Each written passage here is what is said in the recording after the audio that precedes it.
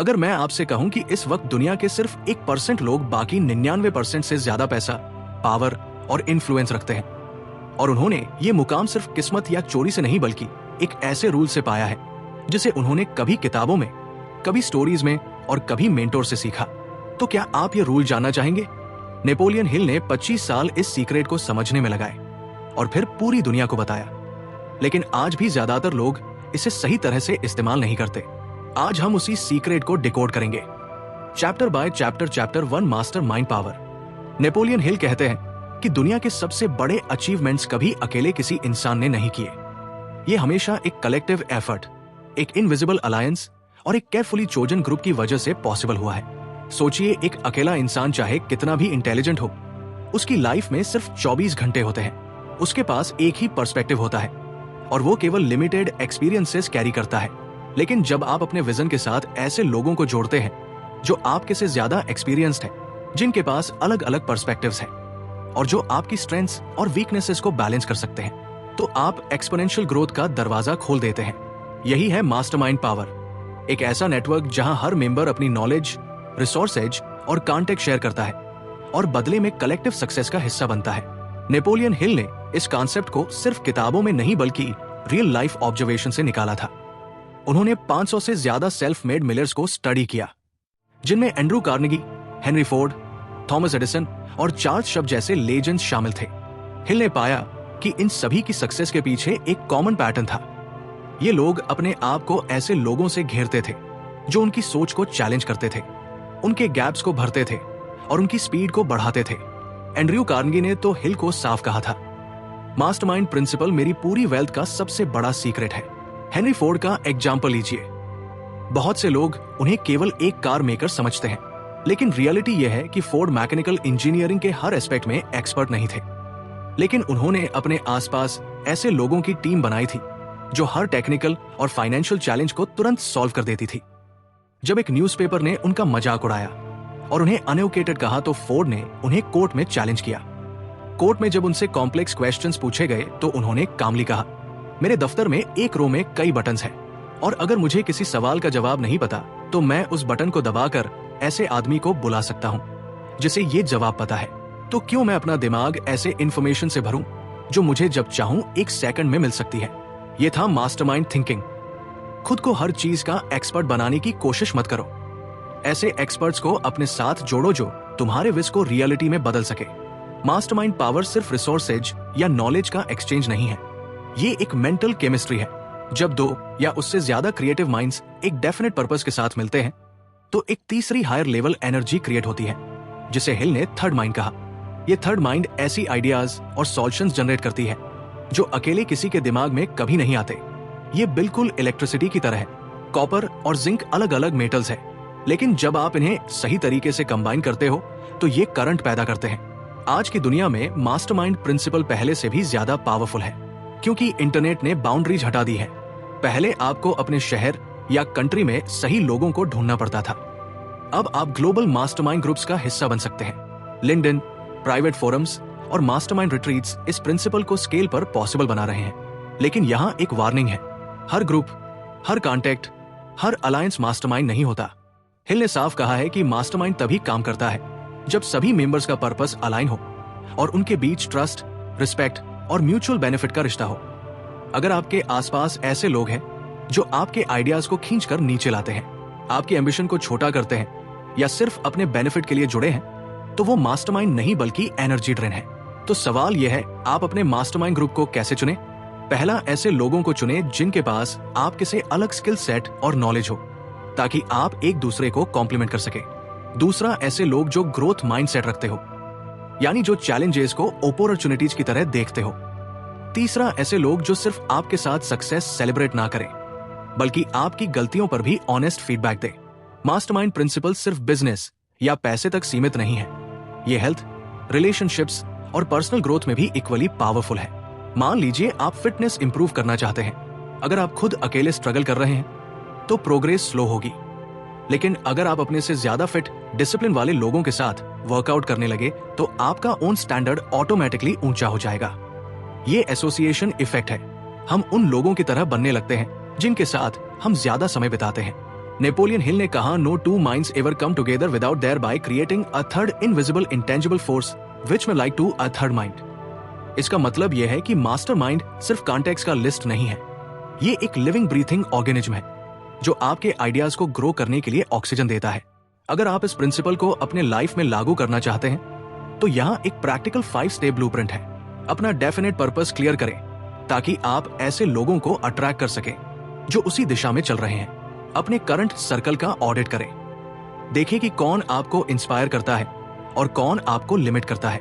Networking को intentional बनाएं, events, online groups और मीट अप्स में एक्टिवली ऐसे लोगों से कनेक्ट करें जो आपके विजन को बढ़ा सकते हैं।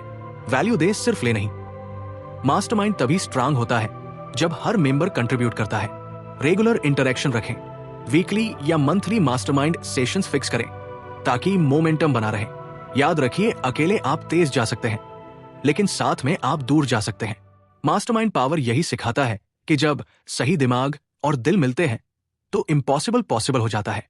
यही वजह है कि दुनिया के रिचेस्ट 1% लोग इस रूल को कॉन्शियसली फॉलो करते हैं, जबकि बाकी 99% इसे लक, टाइमिंग या कनेक्शंस का नाम दे देते हैं। सच ये है, कनेक्शंस अपने आप नहीं बनते, उन्हें पर्पसफुली बनाया जाता है, नर्चर किया जाता है और गार्ड किया जाता है। तो अगर आपका ड्रीम बड़ा है, अगर आपका गोल ऐसा है जो दुनिया बदल सकता है, तो याद रखिए, आपको ये जर्नी अकेले नहीं करनी है। अपने मास्टरमाइंड को केयरफुली चुनिए और फिर देखिए कैसे आपकी स्पीड, क्लैरिटी और इंपैक्ट मल्टीप्लाई हो जाते हैं। यही है चैप्टर 1 का एसेंस। मास्टरमाइंड पावर सिर्फ एक कॉन्सेप्ट नहीं बल्कि वेल्थ और ग्रेटनेस का एक फंडामेंटल लॉ है। Chapter 2, definiteness of purpose. Napoleon Hill कहते हैं, the starting point of all achievement is definiteness of purpose. लेकिन अफसोस, ज्यादातर लोग जिंदगी में सफर पर निकलते हैं बिना किसी नक्शे के। वो हवा के साथ बहते हैं और फिर हैरान होते हैं कि वो अपनी मंजिल तक क्यों नहीं पहुंचे। सोचिए, अगर आप एक जहाज के कैप्टन हैं और आपके पास कोई डेस्टिनेशन नहीं है तो समुद्र में आप बस इधर उधर भटकते रहेंगे। हवा कभी आपको इधर ले जाएगी, कभी उधर। यही हाल हमारी लाइफ का होता है जब हमारे पास क्लियर पर्पस नहीं होता। एवरेज इंसान सुबह उठता है, रोजमर्रा की रिस्पॉन्सिबिलिटीज में उलझ जाता है और सालों बाद रियलाइज करता है कि वो जिंदगी को बस रिएक्ट करके जी रहा था, इंटेंशनली क्रिएट नहीं कर रहा था। नेपोलियन हिल ने अपनी रिसर्च में पाया कि सेल्फ मेड मिलियनेयर्स और वर्ल्ड क्लास अचीवर्स में एक चीज कॉमन थी। वो लोग बिल्कुल क्रिस्टल क्लियर थे कि वो क्या चाहते हैं, क्यों चाहते हैं और कब तक उसे पाना चाहते हैं। ये क्लैरिटी उनके डिसीजंस, एक्शंस और प्रायोरिटीज को लेजर शार्प बना देती थी। इलॉन मस्क इसका परफेक्ट मॉडर्न डे एग्जाम्पल है। मस्क का गोल सिर्फ एक कार कंपनी बनाने का नहीं था। अगर ऐसा होता तो टेस्ला बाकी मैन्युफैक्चरर्स की तरह एक और इलेक्ट्रिक कार बनाकर सेटल हो जाती। लेकिन मस्क का विश था to accelerate the world's transition to sustainable energy. ये एक मैसिव लॉन्ग टर्म और वर्ल्ड चेंजिंग पर्पस है।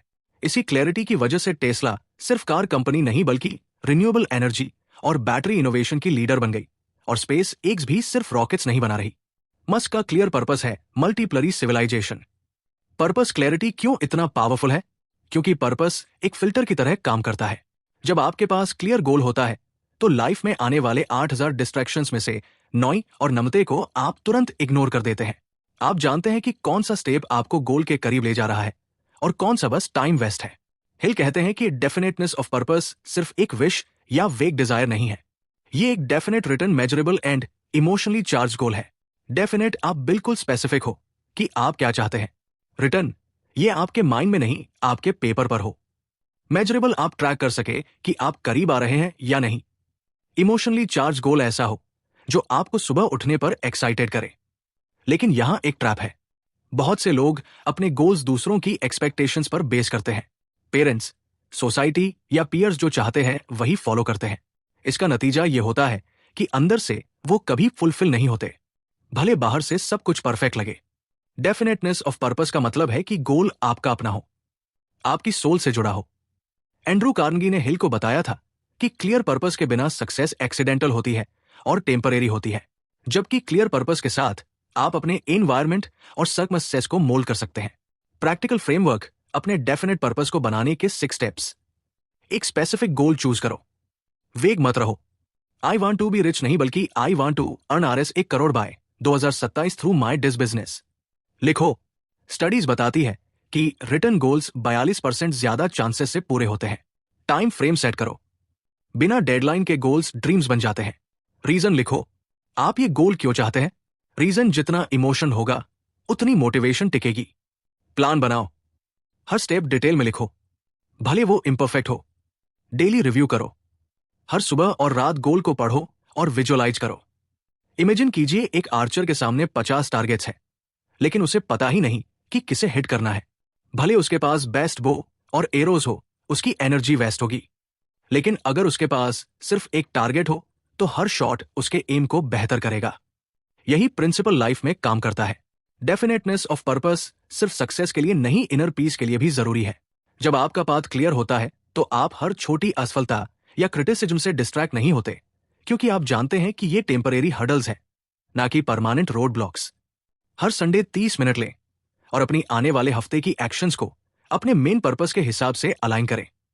अगर कोई टास्क आपके मेन पर्पस से जुड़ा नहीं है तो उसे डेलीगेट या एलिमिनेट करें। हिल ने एक शॉकिंग फैक्ट भी लिखा, जिन लोगों का कोई क्लियर पर्पस नहीं था उनमें से 95% लोग या तो कम इनकम में स्ट्रगल करते थे या पूरी तरह डिपेंडेंट रहते थे, जबकि जिनके पास क्लियर डेफिनेट पर्पस था उन्होंने एवरेज से कई गुना ज्यादा अचीव किया। सोचिए, आपके पास सिर्फ एक लाइफ है। अगर आप इसे बिना किसी क्लियर डायरेक्शन के जीते हैं तो ये ऐसे है जैसे आपके पास एक एम्प्टी कैनवस हो और आप उस पर रैंडम ब्रश स्ट्रोक्स मारते जाएं। अंत में पेंटिंग कैसे निकलेगी, ये प्योर चांस होगा। लेकिन अगर आपके पास पहले से पिक्चर का स्केच है तो हर स्ट्रोक पेंटिंग को मास्टरपीस बनाता है। नेपोलियन हिल ने इसे सिंपल शब्दों में कहा, you have to know what you want and you have to want it bad enough to stick to it until you get it. Chapter 3 faith visualisation. Napoleon Hill कहते हैं, faith is state of mind which may be induced और created by affirmation और repeated instructions to subconscious mind. मतलब faith सिर्फ धार्मिक विश्वास नहीं है, ये एक मेंटल हैबिट है जिसे आप खुद बना सकते हैं, ट्रेन कर सकते हैं और अपने गोल्स के लिए यूज कर सकते हैं। ज्यादातर लोग फेथ को किसी अनसीन पावर पर ब्लाइंड ट्रस्ट के रूप में समझते हैं, लेकिन नेपोलियन हिल के लिए फेथ एक एक्टिव डेलिब्रेट मेंटल स्टेट है। ये वो कैपेसिटी है जिसमें आप अपने मन को इस कदर कंडीशन कर लेते हैं कि वो किसी भी नेगेटिव डाउट को एक्सेप्ट ही नहीं करता।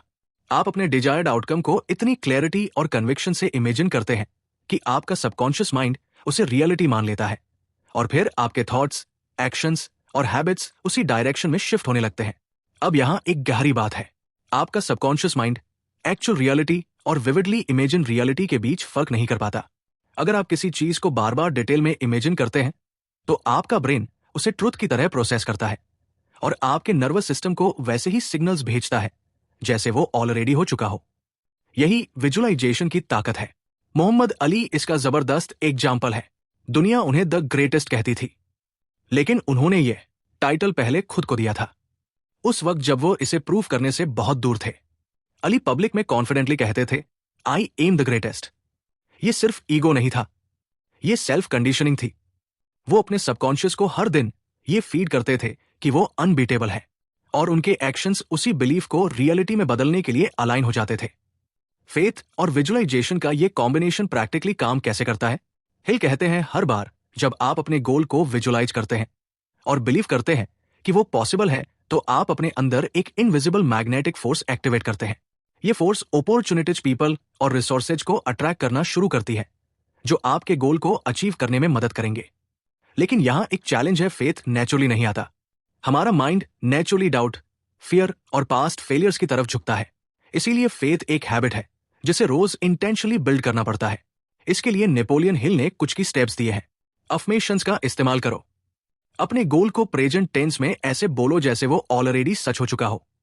Example, I am earning hours 10 lakh per month through my business. Clear mental picture बनाओ। गोल को ऐसे इमेजिन करो कि वो एक मूवी सीन की तरह हो। कलर्स, साउंड्स, फीलिंग्स सब शामिल करो। रेपिटेशन हर दिन, आइडियली सुबह और रात, ये प्रोसेस रिपीट करो। नेगेटिव थॉट्स को रिजेक्ट करो। जैसे ही डाउट आए उसे कॉन्शियसली रिप्लेस करो एक पॉजिटिव स्टेटमेंट से। विजुअलाइजेशन सिर्फ एक फैंसी नहीं है, ये परफॉर्मेंस एनहांसमेंट का साइंटिफिकली प्रूवन टूल है। ओलंपिक एथलीट्स अपने मैचेस से पहले पूरे गेम को अपने दिमाग में डिटेल में रिहर्स करते हैं। रिसर्च ने दिखाया है कि ये मेंटल रिहर्सल उनके एक्चुअल परफॉर्मेंस को मेजरेबल तरीके से इंप्रूव करता है, क्योंकि माइंड उस सिचुएशन को पहले ही जी चुका होता है। अब सोचिए, अगर ये टेक्निक स्पोर्ट्स में काम करती है तो बिजनेस, करियर, रिलेशनशिप्स, किसी भी फील्ड में क्यों नहीं। मान लीजिए आपका गोल एक सफल स्टार्टअप आज करना है। अगर आप रोज 2 मिनट खुद को इमेजिन करते हैं कि आपका ऑफिस चल रहा है, सेटिस्फाइड क्लाइंट्स है, बैंक अकाउंट में डिजायर्ड रेवेन्यू है, तो आपका माइंड ऐसे आइडियाज और एक्शंस ढूंढने लगेगा जो इस विश को रियलिटी बनाएंगे। ये सिर्फ मोटिवेशन नहीं, ये आपके न्यूरल पाथवेज को रिवायर करने की प्रोसेस है। नेपोलियन हिल ने एक पावरफुल लाइन लिखी, whatever the mind can conceive and believe it can achieve. यहां दो की वर्ड्स है, कंसीव यानी इमेजिन करना और बिलीव यानी फेथ रखना। सिर्फ इमेजिन करना काफी नहीं है और सिर्फ बिलीव करना भी नहीं, दोनों का कॉम्बिनेशन ही मैजिक करता है। फेथ और विजुअलाइजेशन को अपने डेली लाइफ में इंटीग्रेट करने का सिंपल तरीका, सुबह उठते ही एक शांत जगह बैठो, आइज क्लोज्ड, 2-3 डीप ब्रेथ्स लो, अपने गोल को डिटेल में इमेजिन करो, मानो वो अभी हो रहा है, उस मोमेंट की फीलिंग्स महसूस करो, खुशी, रिलीफ, एक्साइटमेंट। खुद को ये अफर्मेशंस दो, this is my reality, I डिव this, I am achieving this. Hill कहते हैं कि ये प्रैक्टिस सिर्फ गोल सेटिंग नहीं बल्कि गोल प्रोग्रामिंग है। आप अपने सबकॉन्शियस माइंड को प्रोग्राम कर रहे हैं कि वो आपके लिए काम करे, डाउट या फियर के लिए नहीं। और यहां एक सल पॉइंट है, विजुअलाइजेशन का मतलब सिर्फ एंड रिजल्ट देखना नहीं बल्कि जर्नी को भी इमेजिन करना है। जब आप खुद को मेहनत करते, ऑब्स्टकल्स ओवरकम करते और कंसिस्टेंट एक्शन लेते विजुअलाइज करते हैं, तो आप अपने माइंड को प्रिपेयर कर रहे हैं कि वो चैलेंजेस से भी कॉन्फिडेंटली निपटे। इमोशनल एंगल से देखें तो फेथ आपको वो स्ट्रेंथ देता है जो बाहरी सर्कमस्टेंस नहीं दे सकते।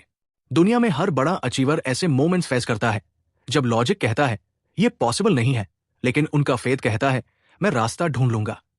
Chapter for going the extra mile, Napoleon Hill कहते हैं, एवरेज लोग उतना ही काम करते हैं जितना उनसे मांगा जाता है, जबकि जो लोग दुनिया में अलग पहचान बनाते हैं वो हमेशा जरूरत से ज्यादा देते हैं। यही है गोइंग द एक्स्ट्रा माइल का प्रिंसिपल। सोचिए, अगर किसी दुकान पर आपको वही चीज मिलती है जो आपने खरीदी तो आप खुश हो जाते हैं, लेकिन बस उतना ही। अब अगर वही दुकान आपको थोड़ा एक्स्ट्रा दे, जैसे एक कॉम्प्लीमेंट्री गिफ्ट, बेहतर पैकेजिंग या स्माइल के साथ पर्सनल सर्विस, तो आप ना सिर्फ खुश होते हैं बल्कि बार बार वहां लौटना चाहते हैं। यही प्रिंसिपल जिंदगी और करियर में भी काम करता है। नेपोलियन हिल ने अपनी रिसर्च में देखा कि एक्स्ट्रा वैल्यू देने वाले लोग लंबे समय में हमेशा जीतते हैं, भले शॉर्ट टर्म में उनका एफर्ट ज्यादा लगे। इसका कारण सिंपल है, एक्स्ट्रा माइल जाने वाले लोग ट्रस्ट, गुडविल और रेपुटेशन का कैपिटल बनाते हैं, जो बाद में उनके लिए डर्स खोलता है, रिसोर्सेज अट्रैक्ट करता है और कंपटीशन से अलग करता है। स्टीव जॉब्स इसका आइकॉनिक एग्जाम्पल है।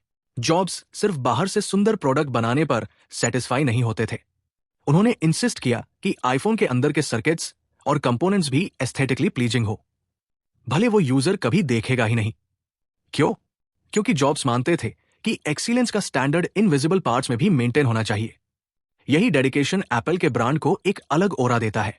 एक्स्ट्रा माइल का प्रिंसिपल सिर्फ हार्ड वर्क के बारे में नहीं है, ये क्वालिटी, केयर और अटेंशन के बारे में है। एवरेज लोग सोचते हैं मैं उतना ही करूं जितना मेरी जॉब डिस्क्रिप्शन में है, लेकिन एक्स्ट्राऑर्डिनरी अचीवर्स सोचते हैं मैं ऐसा क्या कर सकता हूं जिससे ये आउटकम एक्सेप्शनल बने। हिल ने लिखा, render more and better service than you are paid for and sooner और later you will receive compound interest from it. ये इंटरेस्ट सिर्फ पैसे में नहीं, अपॉर्चुनिटीज, रेफरल्स, प्रमोशंस और इन्फ्लुएंस में भी आता है। अब सवाल है, एक्स्ट्रा माइल जाने से एक्चुअल में क्या बदलता है? ट्रस्ट बिल्ड होता है। लोग जानते हैं कि आप पर एक्सपेक्टेड से ज्यादा भरोसा किया जा सकता है। वर्ड ऑफ माउथ फैलता है। सेटिस्फाइड से ज्यादा डिलाइटेड क्लाइंट्स आपके बिगेस्ट मार्केटर्स बन जाते हैं। स्किल मास्टरी बढ़ती है। जब आप हमेशा हाई स्टैंडर्ड मेंटेन करते हैं तो आपकी खुद की स्किल्स शार्पन होती है, अपॉर्चुनिटीज अट्रैक्ट होती है। लोग नेचुरली ऐसे प्रोफेशनल्स के साथ काम करना चाहते हैं जिन पर वो ब्लाइंडली भरोसा कर सके।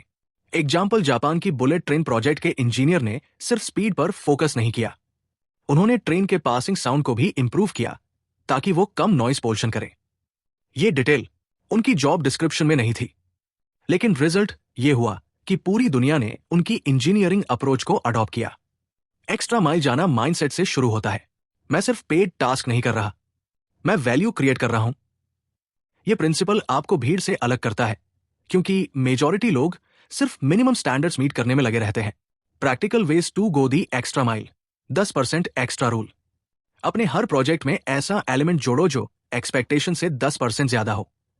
फॉलो अप हैबिट, किसी काम के बाद क्लाइंट